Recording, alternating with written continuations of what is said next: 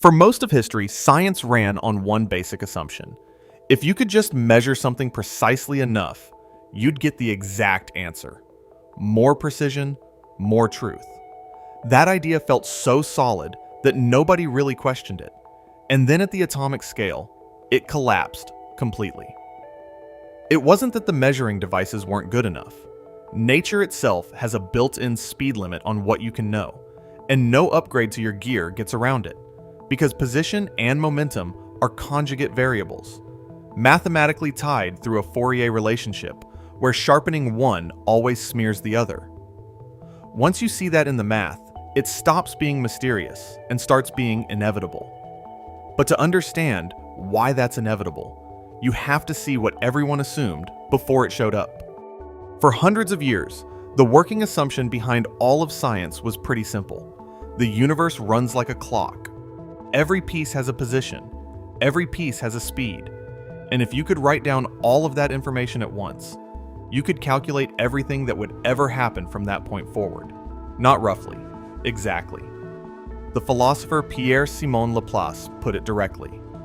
Imagine an intelligent being who could see every force and every position in nature all at once.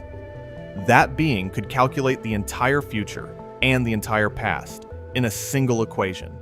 Nothing would be uncertain. Nothing would be hidden. And that wasn't a wild guess. It worked. You could track a planet across the sky and predict where it'd be a century later, down to the minute. You could fire a cannonball and calculate exactly where it'd land before it left the barrel. The math kept checking out, so nobody had a reason to doubt it. The assumption just sat there quietly underneath everything, never getting questioned because it never needed to be. Then, scientists turned that same thinking toward atoms and electrons, and it stopped working. Not because the experiments were sloppy, and not because the equipment wasn't sensitive enough. The results just didn't fit the rules, no matter how carefully anyone ran the test. At first, most people figured it was a measurement problem, something you'd iron out with better tools, because that had always been the answer before. Every time physics hit a wall, a sharper instrument eventually broke through it. So imagine you want to see an electron. The way you see anything is by bouncing light off it, and that works fine for everything from dust to planets, where a photon reflects cleanly without nudging the object in any meaningful way.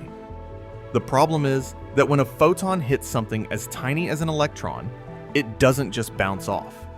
It kicks the electron sideways and changes its speed in the process. The minimum uncertainty in the electron's position is set by the wavelength of the light you're using. Longer wavelength means a blurrier picture. Shorter wavelength gives you a sharper position, but the energy goes up and the kick gets harder, so you've wrecked the momentum measurement instead. Heisenberg first used this kind of thought experiment to explain the disturbance a measurement causes. But the deeper issue turned out to be something else entirely. Position and momentum don't commute in quantum math, meaning the order you measure them in changes the result, and that non-commutativity is where the uncertainty actually lives. It's not about the kick from the photon. It's written into the structure of the theory itself. At the atomic scale, a particle doesn't sit at a specific place, moving at a specific speed, the way a cannonball does. What it actually has is something stranger than that. What a particle actually has is a wave function, written as the Greek letter psi. And it's one of the strangest objects in all of physics, because it's not a particle and it's not a wave. It's a mathematical description of every possible place a particle could show up, all at once. The wave function lives in space and changes over time, and what it gives you is not a location, but a set of probabilities.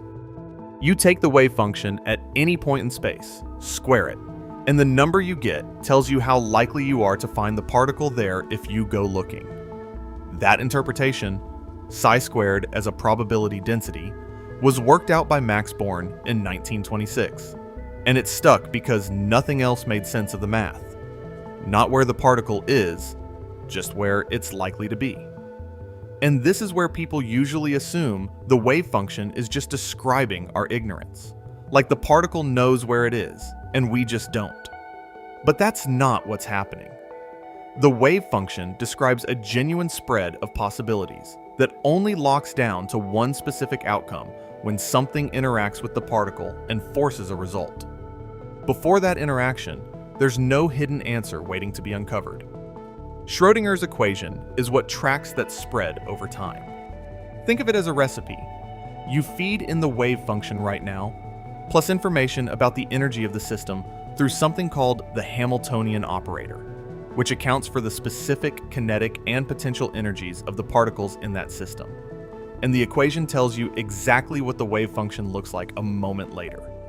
The probabilities themselves evolve in a perfectly clean, predictable way. What you can't predict is which single outcome you'll actually get when you make a measurement. A good way to see this concretely is with an electron trapped between two walls it can't pass through. The wave function has to equal 0 right at each wall, because there's zero chance of finding the electron outside the box. That constraint means only discrete wavelengths fit cleanly between the walls, the same way only certain notes ring cleanly on a guitar string. You can fit one full wave, or two, or three, but not 1.5. And because only those specific wavelengths are allowed, the electron's energy can only take specific values too. That's where quantization actually comes from. Each energy level comes with its own wave shape, and those shapes tell you where the electron is most likely to turn up. The lowest energy state has a single hump in the middle. The next level up has two humps with a point of 0 probability right in the middle, so the electron is never found at the center at all. Stretch that out to 3 dimensions, and you get what's happening inside a real atom, where the wave function spreads around the nucleus in standing wave solutions, called atomic orbitals, denser in some regions and thinner in others. And those orbitals aren't just a convenient picture. They're what the math actually produces.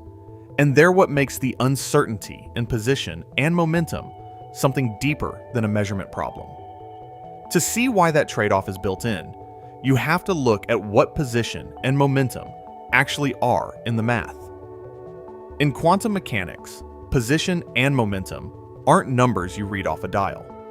They're operators, which means they're mathematical instructions that act on the wave function. And the order you apply them in changes the answer you get. Measure position first, then momentum, and you get a different result than if you flip the sequence.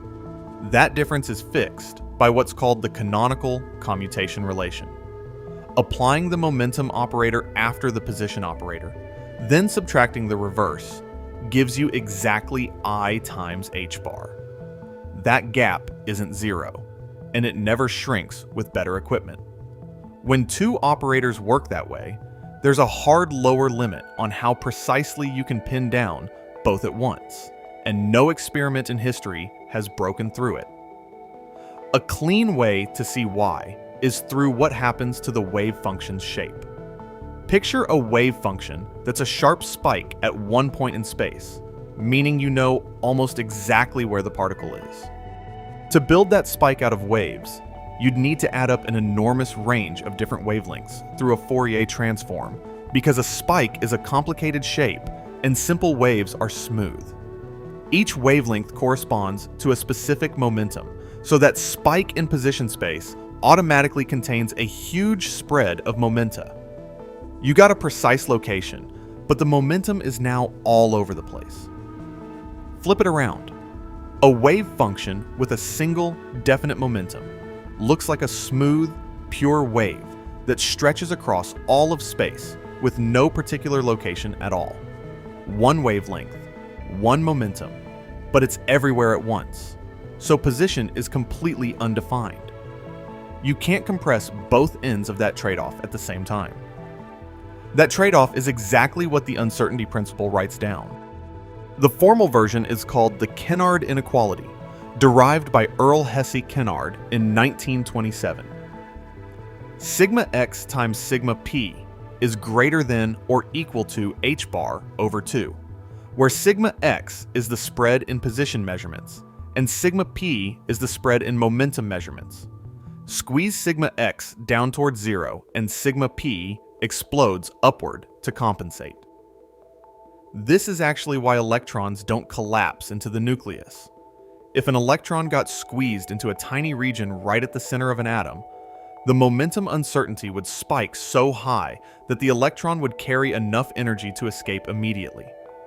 Forcing it closer to the proton would require more and more energy, without limit, so the collapse never happens. The uncertainty principle retards that process completely, which is why atoms hold their shape at all. And that spread in position isn't ignorance about a hidden answer. The wave function is the most complete description nature allows, and it gives you probabilities, not certainties, which is what breaks the old clockwork picture at its foundation. That's what killed the clockwork idea, not because nobody tried hard enough, but because the universe at that scale doesn't store that kind of information. What's strange is that even the people who built this picture didn't fully accept it. Schrödinger initially tried to read psi as a physical charge spread through space, not a probability at all, and he never really let go of that. Born's rule, that psi squared gives you a probability and a measurement collapses everything into one outcome, is still the most contested idea in physics.